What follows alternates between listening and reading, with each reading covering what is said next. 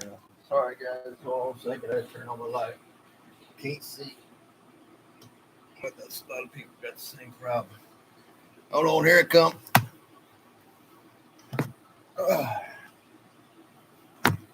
All right. Oh.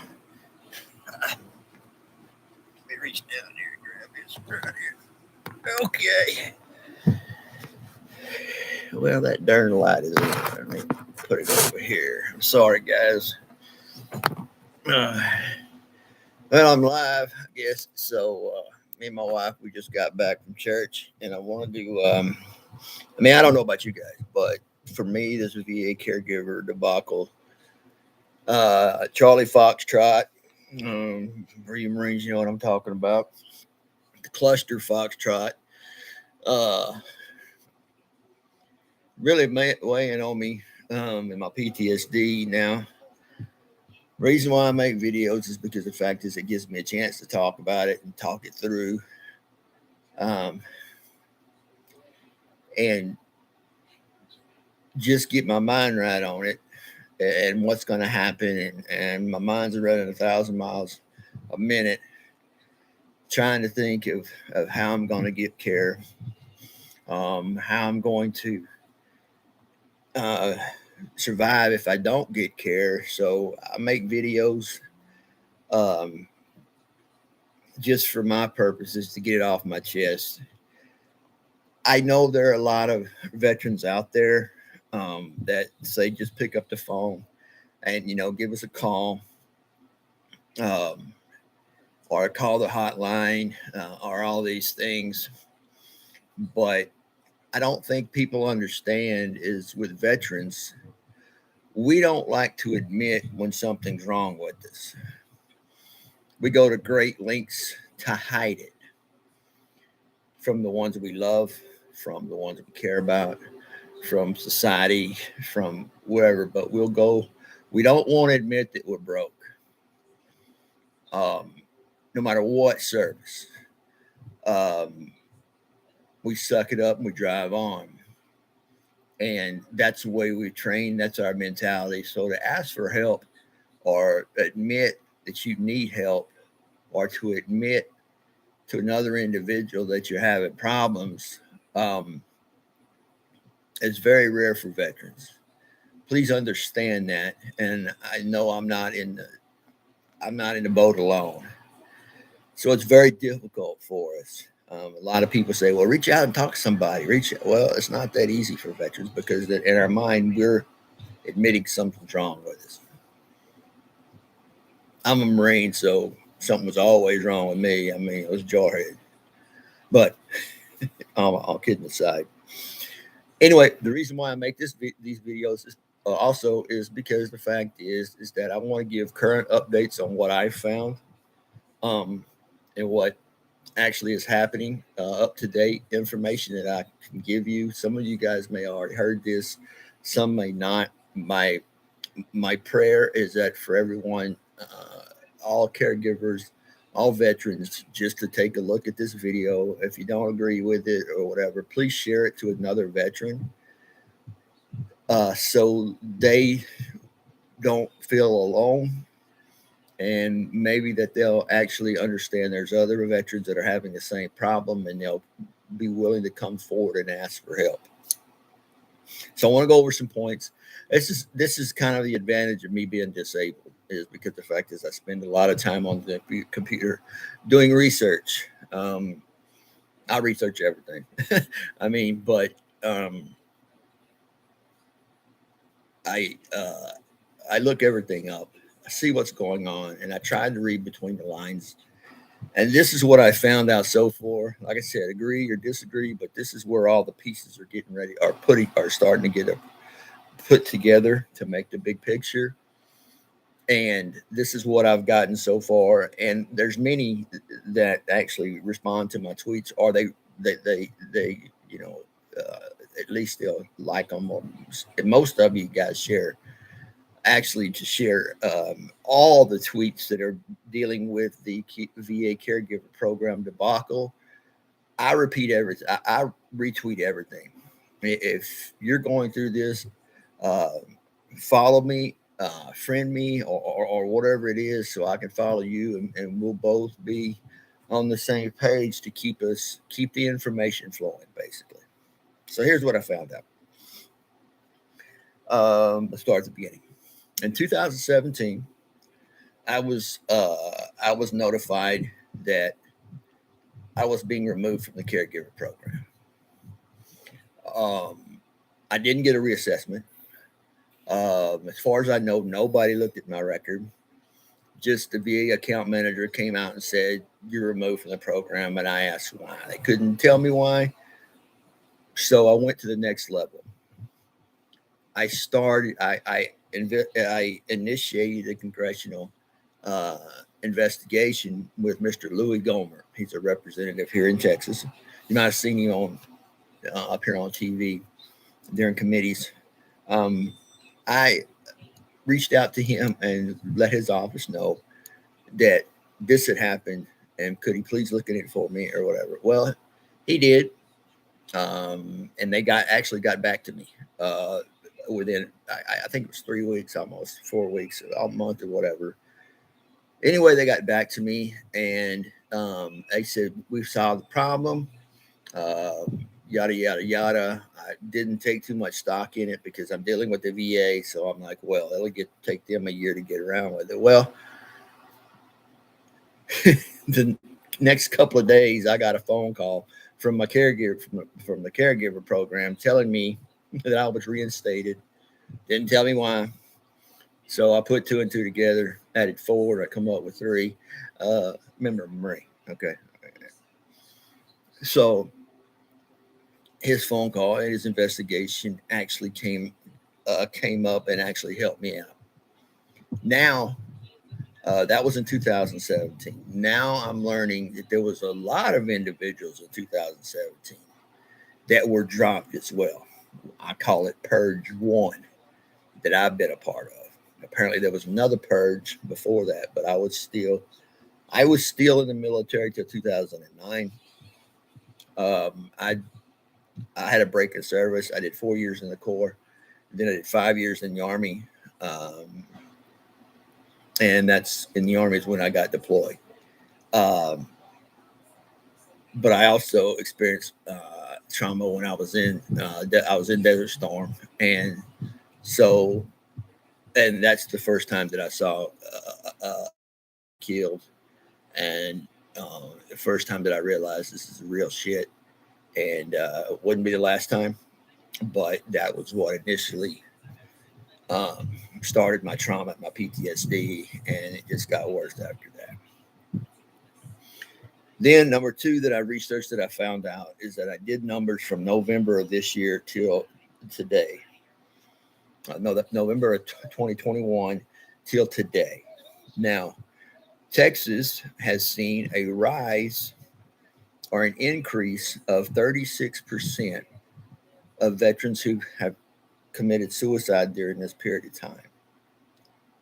We don't know how many of these individuals were on the caregiver program. We'll never know unless Congress investigates. We don't know how many individuals have died because of this. Fact is that they're feeling lost. They don't know what they're going to do because the fact is that veterans think of it this way. If I'm going to die, I'm going to die my way. I'm going to do it my way. I ain't going to let these some bitches get to me, and I'm not going to let it. No. I don't want to be a burden to anybody. I don't want, don't cry. I don't want anybody crying in my beer. None of that shit. All I want is there's just to go when I get ready to go, or if nature wants me to go. 10. So this negates the 22 suicides that we see annually, and I want to thank 22-0. I ordered 4 bracelets. Had a little problem. I think you got behind or something, but hey, you're a veteran. Time is not an issue or whatever. I would just like to have it. And you're sending it out Monday, which is great. Thank you so much for answering my on my Twitter and letting me know what's going on. And I will be ordering some more. As soon as I get mine on, people will start ordering or asking me. So, but this negates the 22 individuals that are killing are dying of suicide. 22 veterans a day die from suicide. Now let's look at that. My other fact that I found out was that 10 are from Texas, because we've seen an increase. So we have half of the 22. No, what we're seeing is the first stages of more suicides being committed by veterans, and it's due to the caregiver program, because 22 a day, and that's not true. The numbers are up there. Unfortunately, the VA only puts out those stats once ever so and so, whenever it suits their little jollies or whatever. But we got 10 in Texas. I'm sure in your state, you caregivers out there from other states can probably attest to this. We can do the math together. I mean, we got 10 from California. I mean, from Texas. I don't know how many in California, how many in Florida, how many in New York. We don't know because they won't tell us. So that is my first. That is a point that I wanted to bring up as well. We're not getting correct numbers from the VA. But shocking, isn't it? Now I skipped a part. During this time in 2017,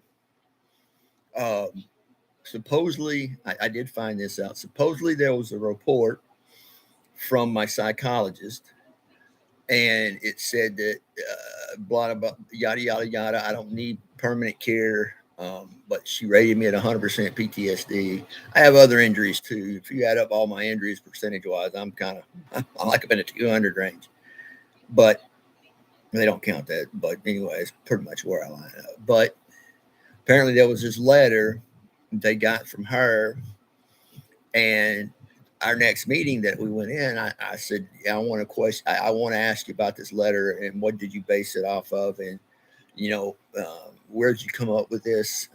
You and I never talked about this caregiver program. Her and I never had this conversation. And she said, what letter? And I said, well, it was sent to the caregiver program, and it was signed off by you. I know that much. They wouldn't share too much information, but they did say that my psychologist wrote a letter, and that in excuse me, in her estimation, that I didn't need a caregiver anymore, and they ran with that. So I asked her, confronted her with it. I wasn't mad. I was just like, okay, what are you basing this off of? What are we missing or whatever? And she goes, what letter? I said, the one you sent to the caregiver program, the one, that removed me from the caregiver program. Because I never wrote no letter. And I said, well, they got it in their file. I don't remember the exact date, whatever, but I said, they said it was dated this day or whatever. She looked through my file, the one that the seat team saw. There it was, a letter signed by her with a date on it. And she looked at me and said, I never wrote this letter. She said, I never wrote this letter. I never signed off on this. She said, and I know this because this was the time she had a 2-week vacation. She goes, this was dated during the time of my vacation. She wasn't even there. So she got on the line with the VA, and I guess they worked it out or whatever. But that and also the Louis Gohmert thing, I finally got on the caregiver program, but it was a fight because I had fraudulent documentation in my file that they just made up. Now, that's my story about people who are claiming to have false documentation in their file or incorrect information in their file. I totally believe you because it happened to me.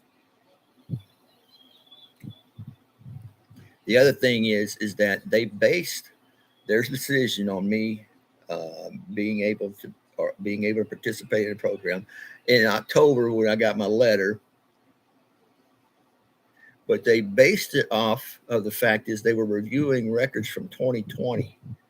I didn't have any assessments, nothing from my doctors, nobody who has actually seen me during that year had even commented for 2021. And those of you who know the process, when you go to the VA, if you're disabled, if you go to the VA, they check on your disabilities. They check to see if they've gotten worse. And for me, I have to go down to Houston, which is like a 3-hour drive, to see a specialist or to see for them to run special tests on me or whatever. So they're basing this decision off of old information, and they don't have the new information. In 2020, here's how this is my story. This is how my condition changed. Now, I'm starting my PSD. I've got osteoporosis in both my knees.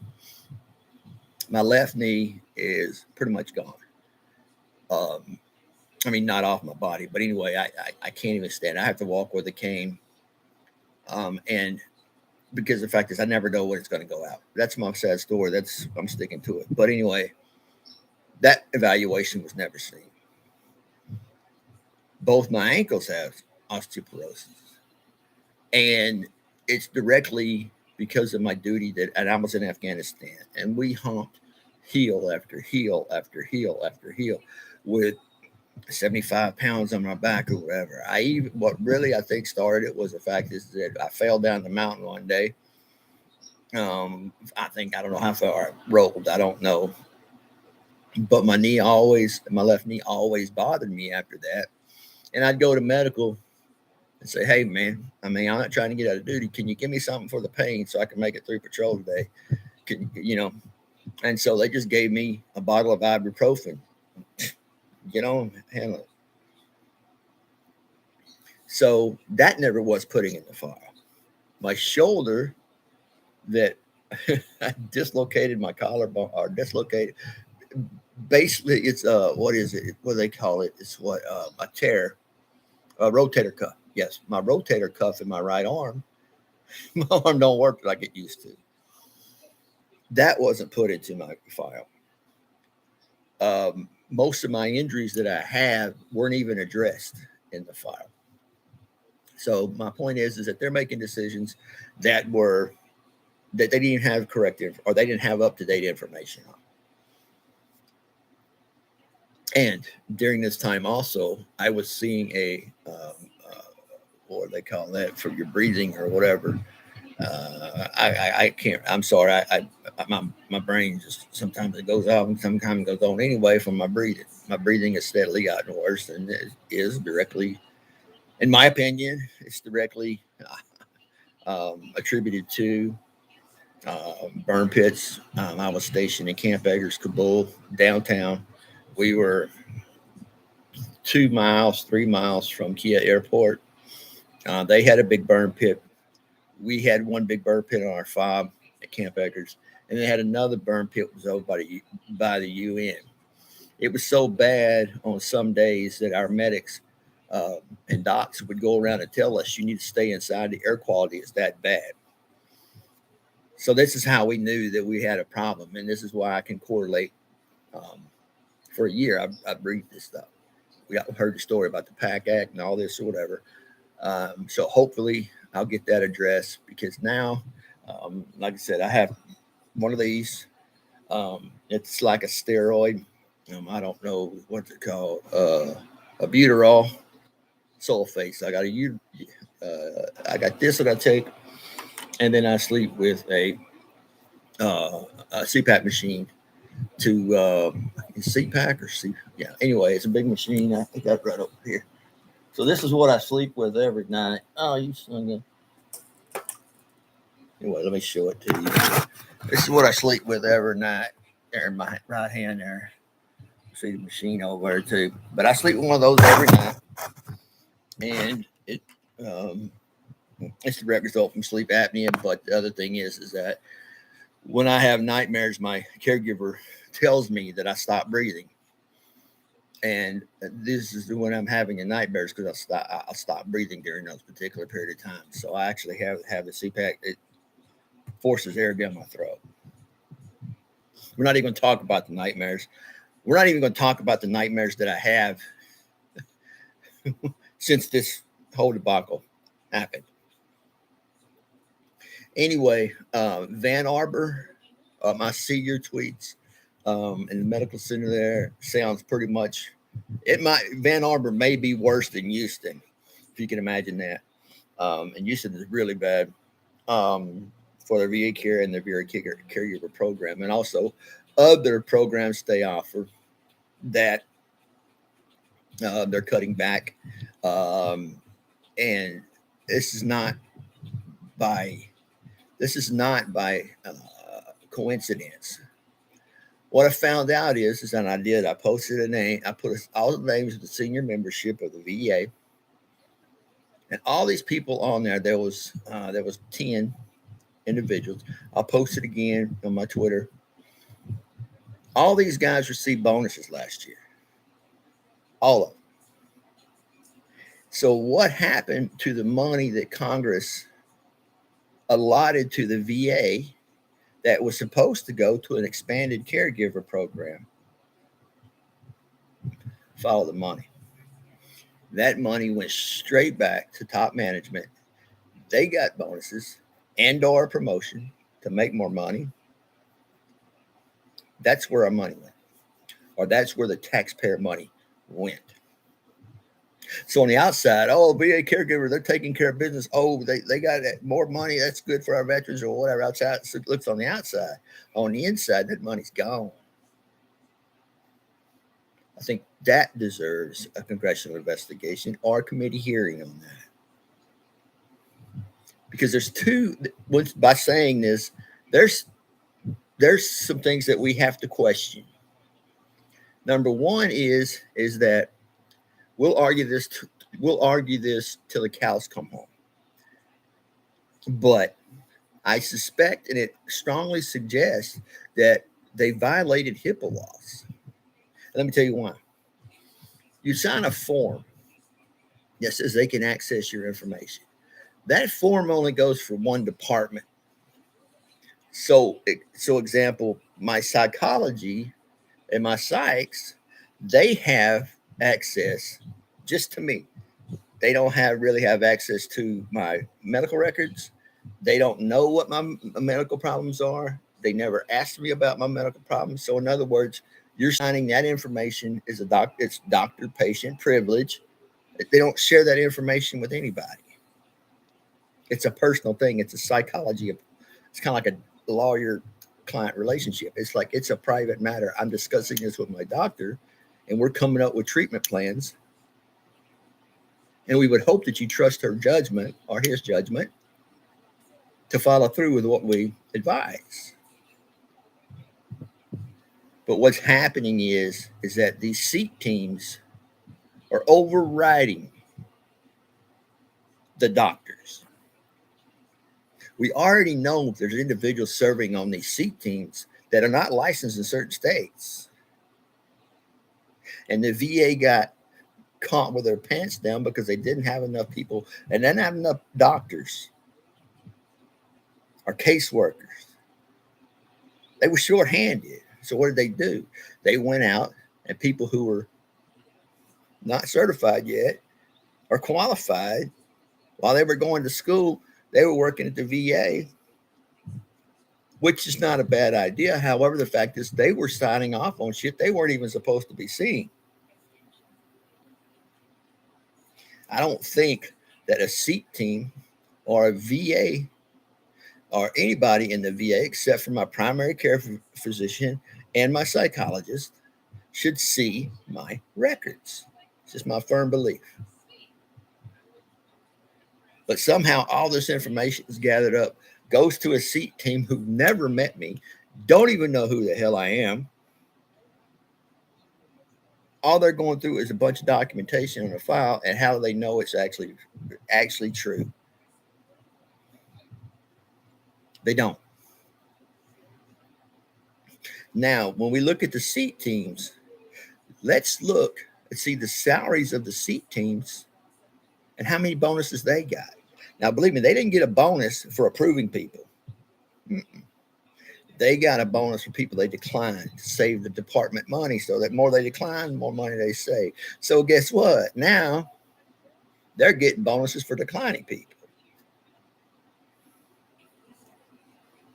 instead of the care of the veteran, which should come first. No, it's lining their pocket so they can get a raise, promotion, whatever. Now, I ask you, and I have actually put in for this to the VA through Houston, put in on the webpage, it's got the freedom of information request or whatever. I put in a freedom of information request.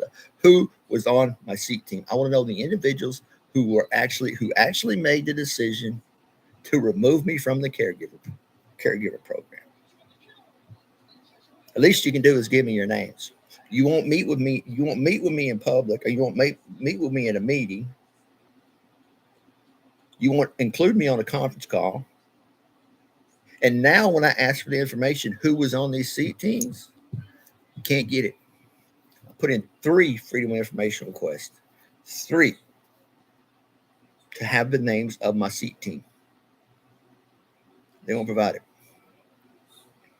First, it was, well, we can't give out this information. Well, I'm the patient. You can't give it out to the patient. Number 2 is, well, you can't give me that information, but you can spread my whole damn file across the VA so everybody knows what the hell my business is. Don't make sense, does it? None of this makes sense. And we do still have one weapon we have at our disposal, and that's social media.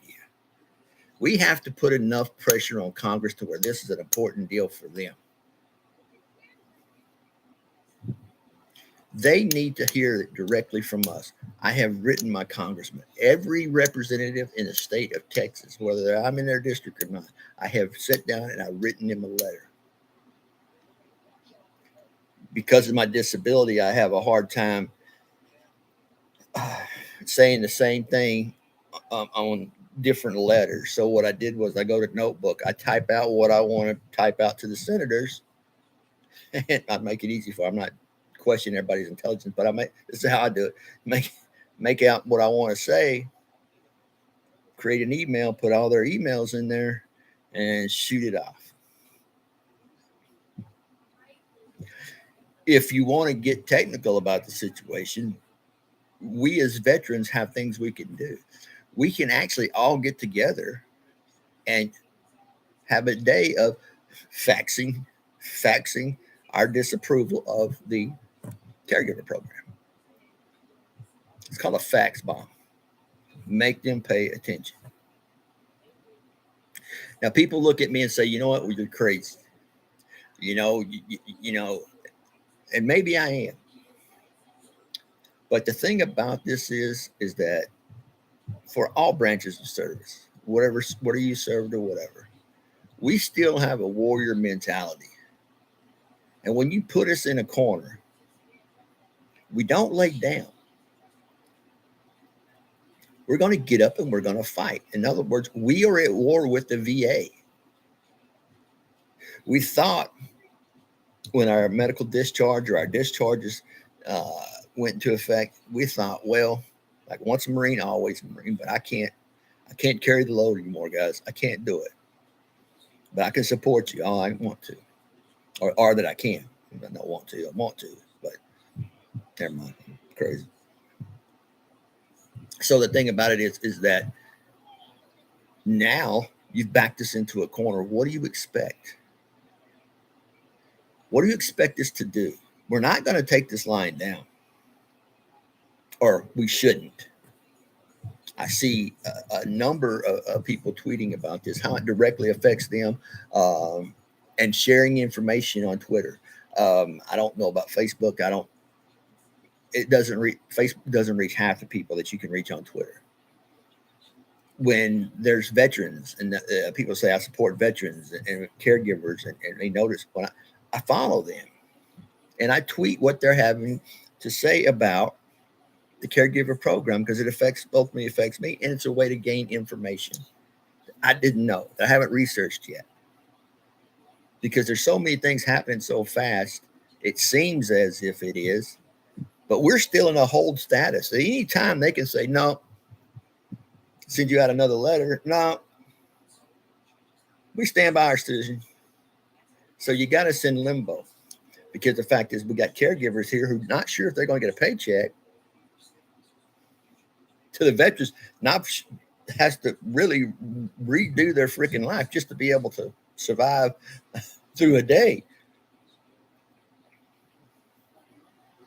And mental health was not included in these evaluations done by the CT.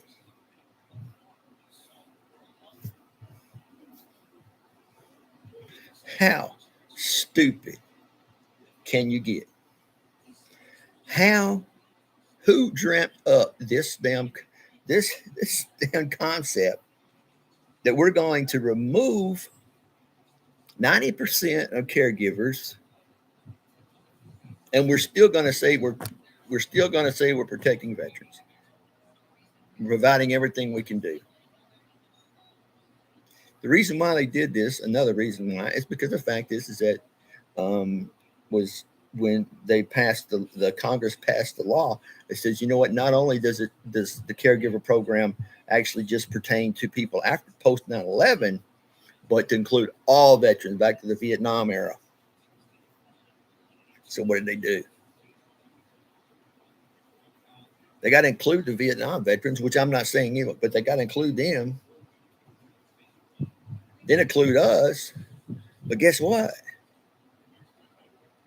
Now that they're paying for all veterans, instead of utilizing the money that Congress actually allotted them to take care of this, they cut out they're cutting out post 9/11 caregivers. The Vietnam veterans who are applying for benefits are being denied. And the money that was allocated for an expansion of the caregiver program went to the VA and their pockets.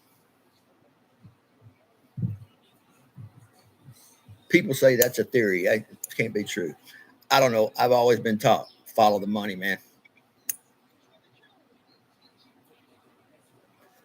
My representatives,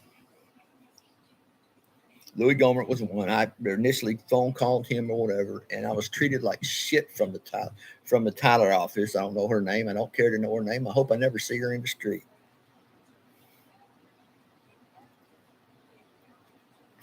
But anyway, she's told me, she said, well, you give us a copy of your letter declining you, and we'll go to work on it.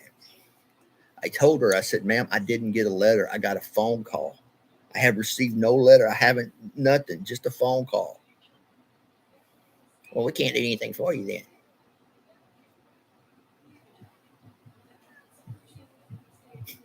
So then I called the national office, and they were a little bit nicer. But whoever works in that Tyler office for Louis Gohmert, I'm telling you this right now, don't call Tyler, and guess what? I questioned his ass like, who in the hell you got working for you? In other words, I ain't got nothing to lose. You're taking everything away from me. You've backed me into a corner. The fight or flight syndrome is taken away from me. Only thing I got left to do is fight. Or we have to do is fight back. We fought for countries we fought in foreign wars for this country. We didn't ask to die. But if dying was asked of us, as a song, if dying for us asks us, yeah, we come. If it comes looking for us, then guess what? I'm willing to do that too. My general thought process on this is the fact is that, like a master sergeant told me in the Army, we were running convoys from Camp Eggers to Bagram Air Force Base. One road, unless you want to get off on a dirt road, and that was a no-no. Anybody who's been to Afghanistan or Iraq knows. So every day we get up, see if the roads were clear. That means no suspicious activity on the road. It was opened up. You can go straight up to Bagram or from Bagram to Camp Eggers. Boom. Grab that thing every day. And I guarantee you, for 12 o'clock, some convoy blew up. Then, I don't want to go into all my war stories, but at this particular time, as Master Sergeant, I was like, one of my first missions out, I think it was like my second mission out or whatever, we got in a tick, and I was like, shit, I'm in a tick, I'm getting lit up. Master Sergeant looked at me. He said, hey, you know how you make it through this shit? I said, no, my Sergeant, please tell me. He said, first of all, you got to realize you're dead. You realize you're already dead. After that, shit gets easy. This is what the caregiver program is asking. Just pretend like you're already dead so we can take you off this program. Because in our eyes, you're already dead.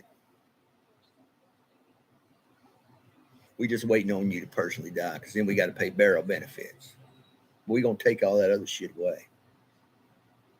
We live longer than what we're supposed to live.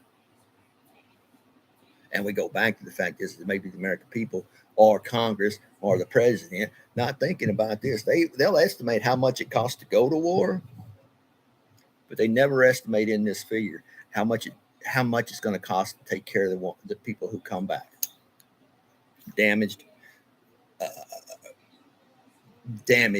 in the brain, damage to your body, loss of limbs, loss of hearing, all these things we did for this country. And now we come back, and our biggest enemy that we have to face is our own damn government, the VA. Make no mistake about it.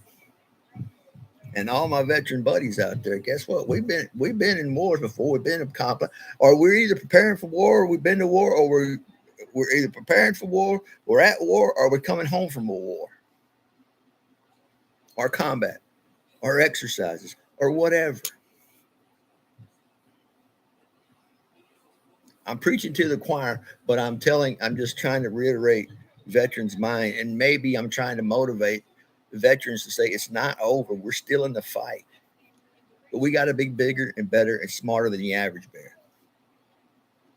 We got to change tactics on these people, because our congressmen ain't listening. They ain't listening. And meanwhile, veterans are dying every day. 22-0. Thank you guys for your work. But I guess what? When the next fiscal year, you're going to have to change that 22-0, because the number's going to be higher. Like I said, we got 10 a day now in Texas, up 36%. That's what we know of.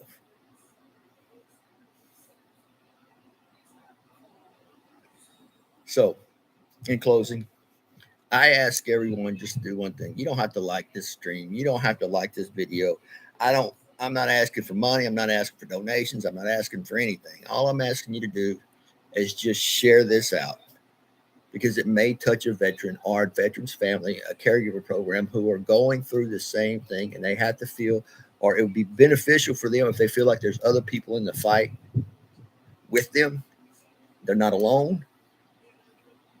And that they have a place to where at least they can tweet to us who have done research or are continuing to do research, and we can pass the ideas among us. Have you tried this? I tried this, it worked. I tried that, it didn't work. Blah, blah, blah. Information travels quickly in the veteran community. We call it the word. What's the word today? What's the words are? Like, what the hell are we doing today? So let's get the word out. Let's actually realize our situation, understand our situation, which we're at right now, and act accordingly. Act accordingly is actually getting on these son of bitches that are at war with you, because they're at war with you. Let's go to war back against their ass, because the fact is, that is our fighting spirit. That is what a warrior is. We see an injustice and we fight to make it right. So please, if you don't like this, you don't feel like sharing, no hard feelings. But you can reach out and help a vet by providing information so they have a place to go. Because remember, when all this went down, they started removing people. Okay. There's a lot of people out there don't even know what the hell's going on. And if they call the VA, they damn sure ain't going to find out. So they're lost in the sauce. We need to bring them information. We need to bring them information so they can know where they're at, how to plan for the worst case scenario, and how to initiate so we can actually get the possible best scenario out of this. That is for everybody that they removed from the VA caregiver system be reinstated automatically. No paperwork, no appeals, no nothing. You didn't have the courtesy to assess me when you took me off.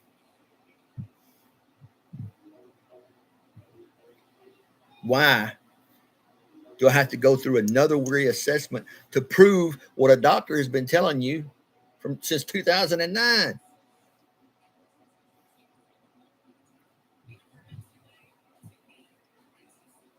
Why do we have to keep proving every 3 to 4 months that we still have the same abilities? That we don't, it's not getting better. My situation is this: I'm not going to get any better. Everything that I have is progressive. Best case scenario right now I'm looking at is I got to get knee replacement surgery for both my knees. I've got to get hip surgery. And to prove that I've got Kabul lung, I've got to go somewhere in New Hampshire to get a biopsy done because they can't detect it in the clinics here in the VA.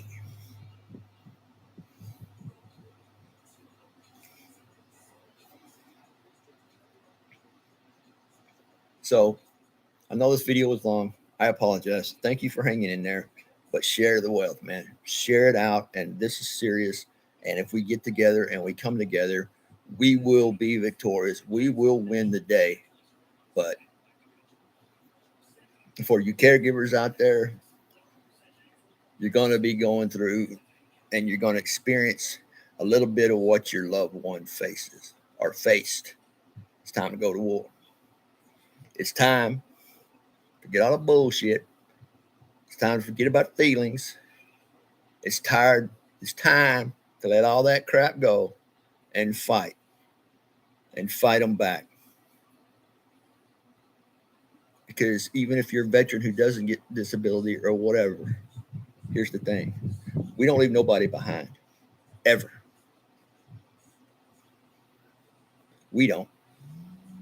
Our president may leave us hanging in Afghanistan or whatever. That's their business. Now they're messing with us veterans. And guess what? We are, and we have a solid voice. Don't leave nobody behind, man. Share this. Email me if you need to. If you want documentation and you have a hard time researching for veterans that are not computer literate, but the fact is that it takes them a while to do some research, or they don't know where to go to look. Email me or email somebody that's actually tweeting about the VA caregiver program. And I'm sure, I promise you, I've had so many people who have posted information. It's helpful for me. And if they can do it for me, then I can do it for everybody else. Thank you guys for your time. It really helped me out to run this through my head. Sometimes I have to talk to myself. I know you veterans kind of know what I'm talking about. Well, we talk to ourselves because we're the only ones that'll listen to it. That's the way I feel. And my wife, she has to. But thank you guys. Thank you once again for allowing me to vent. And hopefully I shared some information that you can utilize. And let's go to war, people. It's time to go to war. It's time to cross that line of departure. Let's get it done. You ain't got to like it, but you got to show up. I learned that in Marine Corps. Say it again for you. You ain't got to like it, but you got to show up. Let's go to war, people. Thank you so much. Out here.